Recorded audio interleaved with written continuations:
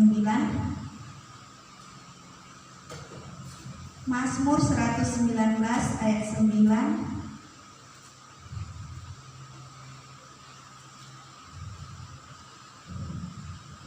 Sama-sama kita baca. 2, 3. Dengan apakah seorang muda mempertahankan kelakuannya bersih, dengan menjaganya sesuai dengan firman-Mu. Puji Tuhan, sekali lagi saya bacakan. Dengan apakah seorang muda mempertahankan kelakuannya bersih, dengan menjaganya sesuai dengan firman-Mu. Kalau kita melihat pada zaman ini, dalam keadaan dunia yang sekarang ini, dunia sudah tidak bersih lagi. Dunia sudah dicemari dengan dosa. Karena apa? Karena sifat-sifat manusia yang tidak lagi bersih di hadapan Tuhan, yang tidak lagi menjaga kelakuannya dengan firman Tuhan.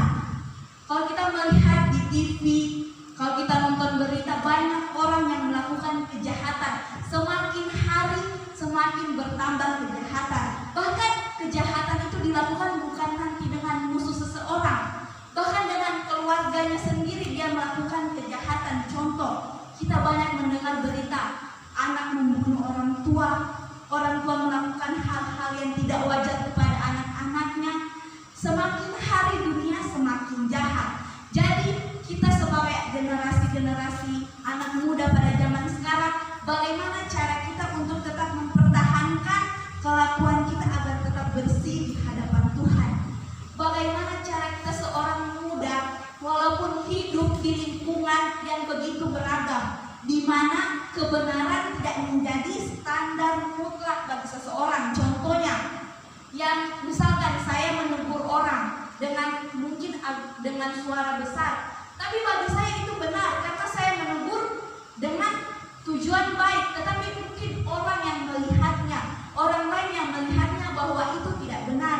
Itu dinamakan kebenaran tidak lagi menjadi standar yang mutlak. Tetapi kita sebagai orang-orang muda yang akan menjadi generasi penerusnya nanti, bagaimana cara kita untuk tetap hidup bersih, kelakuan bersih di hadapan Tuhan di tengah lingkungan yang begitu beragam. Tidak bisa dipungkiri bahwa di dalamnya terdapat pergaulan-pergaulan yang tidak menyenangkan hati Tuhan, terdapat kelakuan-kelakuan yang kotor, kelakuan-kelakuan yang telah dicemari oleh dosa. Nah, bagaimana cara mempertahankan kelakuan manusia agar tetap bersih?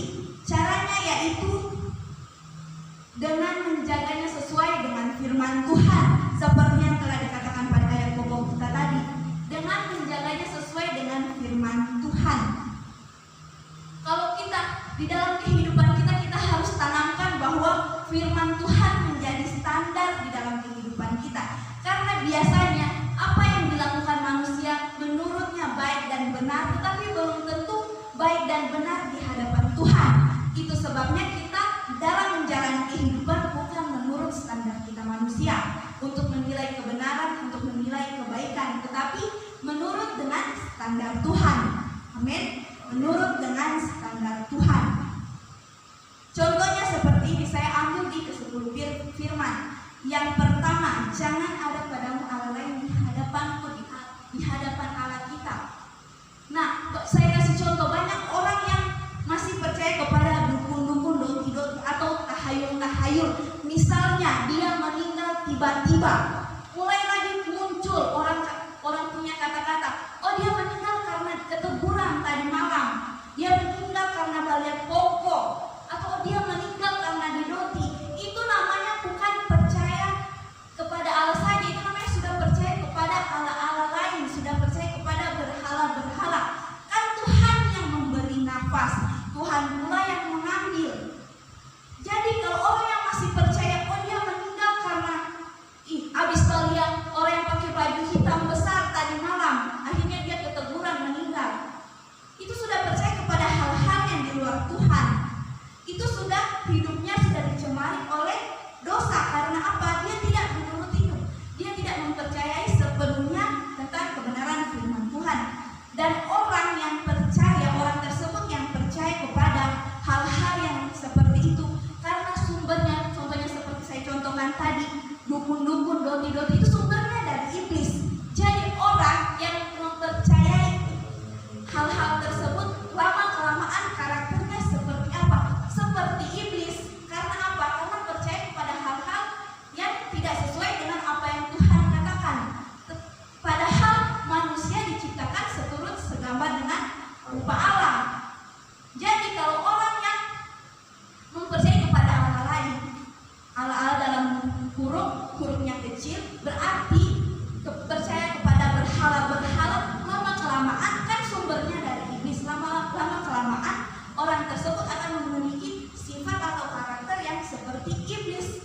memberontak yang tidak sesuai dengan kebenaran firman Allah. Tapi kalau kita mengenal Tuhan kita dengan baik, kita bisa mengkategorikan hidup kita sebagai anak Tuhan, percaya kepada Tuhan.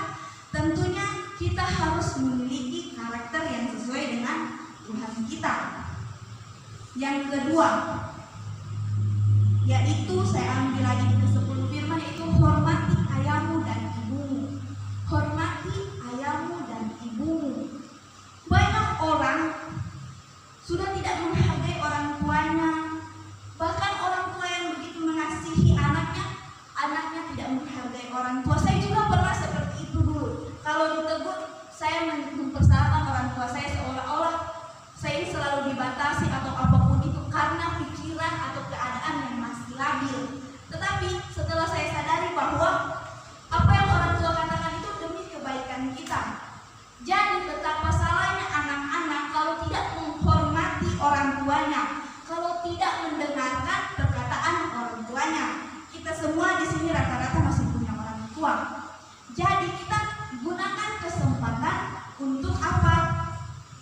Untuk menghormati orang tua kita. Karena apa? Itu bukan perkataan saya atau perintah saya, tapi itu perintah firman Tuhan. Agar apa? Agar karena firman Tuhan bilang bagaimana orang muda bisa mempertahankan kelakuannya yang bersih, yaitu dengan menjaganya dengan sesuai dengan kebenaran firman Tuhan. Jadi kita juga harus melakukan hal ini. Banyak orang di luar sana yang mungkin orang tuanya sudah meninggal, banyak orang yang di luar sana mungkin orang tuanya sudah broken home, tapi di sini kita masih diberikan kesempatan. Jadi gunakan kesempatan itu untuk menyayangi orang tua kita, menghormati orang tua kita. Apa yang orang tua katakan dalam hal positif harus kita lakukan, terkecuali orang tua mengajarkan yang tidak betul, yang tidak sesuai dengan kebenaran firman Allah. Contohnya orang tua suruh mencuri, itu kan salah. Itu wajar kita tidak lakukan. Tapi kalau selama orang tua masih menyuruh kita melakukan sesuatu, masih menegur kita dengarkan kebenaran firman Tuhan. Karena bisa saja kita tidak tahu sampai kapan umur orang tua kita, sampai kapan umur kita sendiri. Jadi selagi Tuhan kasih kesempatan, Tuhan kasih waktu, mari kita sama-sama hargai orang tua kita, hormati orang tua kita, dengar-dengaran kepada orang tua kita. Amin. Contoh yang terakhir, jangan mengingini, jangan sampai sifat itu ada di dalam kehidupan kita. Mengingini, contohnya seperti ini. Kalau kita ingin, saya ingin menjadi ini, boleh, itu tidak salah. Saya ingin punya ini, tidak salah. Tapi jangan sampai kita melihat teman kita punya lebih dari kita. Contohnya dia punya HP bagus, akhirnya kita juga pengen, saya juga pengen HP bagus seperti itu. Dan akhirnya muncul dosa iri hati di dalam kehidupan seseorang tersebut. Akhirnya dia iri kepada orang tersebut dan membuat orang itu lupa mengucap syukur atas pemberian Tuhan di dalam kehidupannya. Sedangkan firman Tuhan bilang, Tuhan katakan mengucap syukurlah dalam segala hal. Jadi kalau kita ingin sesuatu dan membuat kita jatuh ke dalam dosa yang lupa mengucap syukur, tidak mengucap syukur kepada Allah, jatuh kepada iri hati, nah itu kan akan membuat kelakuan kita menjadi kotor, sifat kita, karakter kita, kehidupan kita menjadi kotor, sudah tidak bersih lagi di hadapan Tuhan. Saya juga pernah seperti itu lalu waktu masih sekolah, yang namanya kalau zaman sekarang bilang insecure. Saya iri sama orang-orang yang cantik. Saya bilang, kenapa orang bisa cantik? Kenapa orang bisa pintar? Kenapa orang bisa punya keluarga yang banyak uang? Sedangkan saya banyak keterbatasan. Dalam waktu saya berpikir saya tidak bisa apa-apa, tetapi puji Tuhan, Tuhan sadarkan bahwa apa yang Tuhan kasih di dalam kehidupan kita itu yang terbaik buat kita. Jadi tugas kita yaitu mengucap syukur kepada Tuhan. Jangan pernah memaksakan kehendak kita pada Tuhan. Jangan pernah memaksakan kehendak kita kepada Tuhan. Kalau kita ingin ini tanpa kita ketahui itu Tuhan berkenan atau tidak, kita paksa-paksa terus sama Tuhan, minta-minta terus sama Tuhan. Pokoknya harus, tidak boleh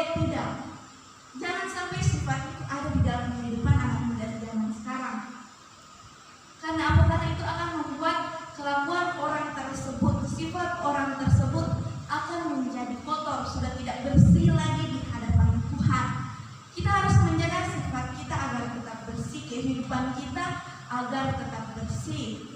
Karena apa? Karena kalau kehidupan kita tidak bersih, kehidupan kita kotor, penuh dosa, upah dosa ialah maut.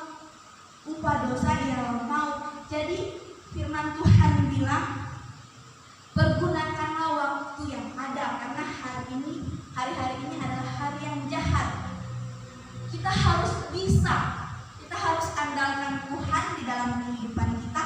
Kita harus bisa, walaupun kita hidup di lingkungan yang begitu beragam, yang tidak bisa dipungkiri bahwa di dalam lingkungan kita ada lingkungan yang kotor, kita harus tetap mempertahankan, kita harus membedakan diri kita. Kita harus menjadi terang di tengah-tengah kegelapan. Amin. Kita harus tetap mempertahankan kelakuan kita yang bersih di hadapan Tuhan. Puji Tuhan. Jadi firman Tuhan datang kepada kita pada saat ini untuk menguatkan kita bahwa Tuhan tidak pernah meninggalkan kita sendiri. Tuhan selalu menyertai kita, dan Tuhan ingin kita selalu menetapkan kelakuan kita tetap bersih di hadapan Tuhan dengan menjaganya sesuai dengan kebenaran firman Tuhan. Puji Tuhan, inilah firman Tuhan yang dapat saya sampaikan. Tuhan Yesus memberkati. Kita akan mengakhiri